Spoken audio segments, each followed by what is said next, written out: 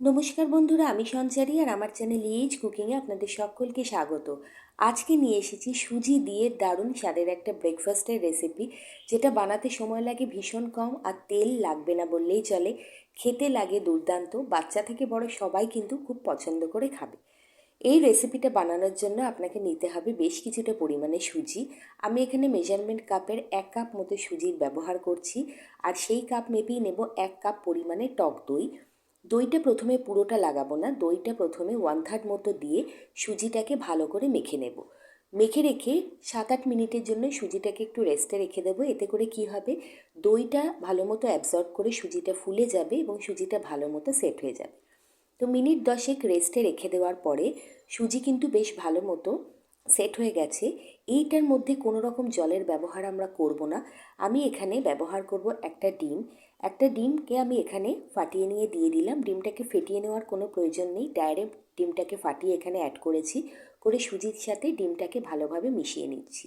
এইভাবে সুজির সাথে ডিমটাকে মেশালে সুজিটা আগের তুলনায় অনেকটা একটু নরম হয়ে একটু পাতলা হয়ে যাবে। কনসিস্টেন্সিটা চেক করে নেওয়ার পরে তারপরে বাকি দইটার ব্যবহার করব। কারণ যে ব্যাটারটা আমরা বানাবো সেটা একেবারে পাতলা হবে সেরকম যেন না হয়, আবার খুব যেন ঠিক না থাকে। তো এখন যে কনসিস্টেন্সিটা রয়েছে সেটা বেশ খানিকটা ঘন, সেই জন্য আমি আরেকটুখানি দই এর মধ্যে অ্যাড করে দিলাম, 2-3 চামচ মতো। দইটা অ্যাড করে খুব ভালোভাবে সুজির সাথে দইটাকে মিশিয়ে নিচ্ছি। এই ব্রেকফাস্টটা বানাতে কিন্তু সময় খুব কম লাগে, খেতে ভীষণ ভালো লাগে, বাচ্চারা কিন্তু ভীষণ মজা করে খাবে, আর ভীষণ হেলদি একটা অপশান। স্ন্যাক হিসাবে এটাকে ট্রাই করতে পারেন, চটজলদি বা মুখরোচক কিছু খেতে ইচ্ছে করলে, ঝটপট খেতে ইচ্ছে করলে এটা বানাতে পারেন। বাকি দইটুকু আমি এখানে দিয়ে দিয়েছি। 1 কাপ সুজি, 1 কাপ টক দই আর একটা ডিম আমি এখানে ব্যবহার করেছি। এবার এর মধ্যে দিয়ে দিচ্ছি বেশ কিছুটা কুচিয়ে রাখা গাজর। ভেজিটেবল বাচ্চাদেরকে খাওয়ানো কিন্তু খুব মুশকিল হয়, এইভাবে ভেজিটেবল যদি অ্যাড করে দেওয়া যায় তাহলে কিন্তু যে জিনিসটা আমরা বানাচ্ছি সেটা কিন্তু খাওয়ার জন্য প্রচণ্ড সুস্বাদু হওয়ার সাথে সাথে স্বাস্থ্যকর হবে। তাই আমি এখানে গাজর দিলাম, অন্য কোনো ভেজিটেবলও আপনারা দিতে পারেন।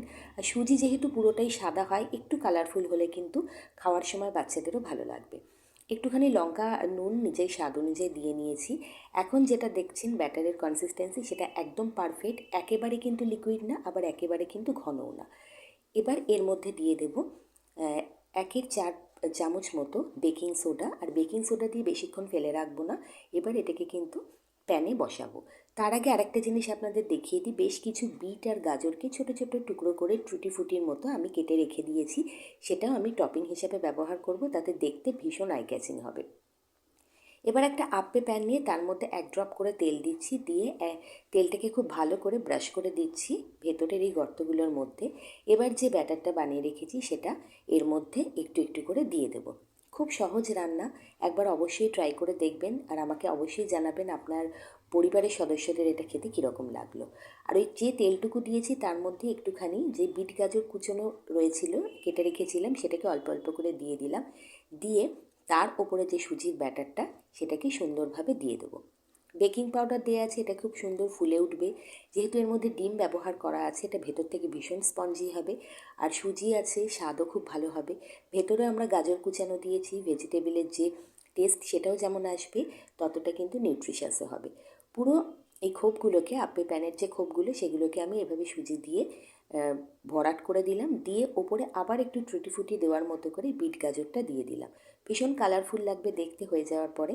এবার এটাকে ঢাকনা চাপা দিয়ে দেবো। ঢাকনা চাপা দিয়ে প্রায় 4 থেকে 5 মিনিটের জন্য কিন্তু লো টু মিডিয়াম ফ্লেমে এটাকে হতে দেব। তাতেই কিন্তু একদিক বেশ ভালো মতো সেঁকে যাবে এবং জিনিসটা ফুলে উঠবে। এবার এটাকে সাবধানে উল্টে পাল্টে দেবো। তার আগে ওপর থেকে হালকা একটু তেল লাগিয়ে দিচ্ছি। তেল না দিলেও হয়, কিন্তু একদম হালকা একটু ব্রাশে করে তেল ব্রাশ করে দিলাম।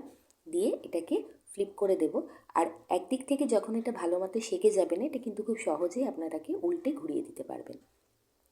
তো কেমন লাগলো রেসিপিটা অবশ্যই বলবেন। খুব চটজলদি একটা রেসিপি আপনাদের সাথে শেয়ার করলাম। একটুও ভালো লাগলে বলবো, অনুরোধ করব চ্যানেলের পাশে থাকার জন্য, বেল আইকনটাকে প্রেস করে দেওয়ার জন্য, যাতে আমার যে কোনো রান্নার নোটিফিকেশান আপনাদের কাছে সবার আগে পৌঁছায়।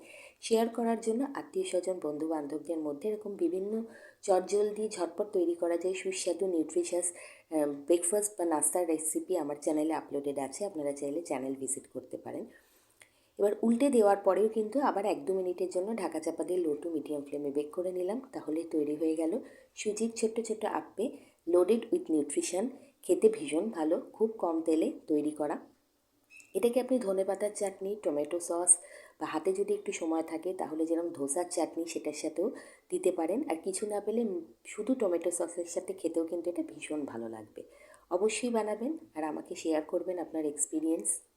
কমেন্ট করে জানাবেন কেমন লাগলো। আশা করি নিরাশ হবেন না, খেতে খুব ভালো লাগবে। ভিডিওটা এতক্ষণ দেখার জন্য অনেক অনেক ধন্যবাদ। খুব খুব ভালো থাকবেন, সুস্থ থাকবেন। নমস্কার।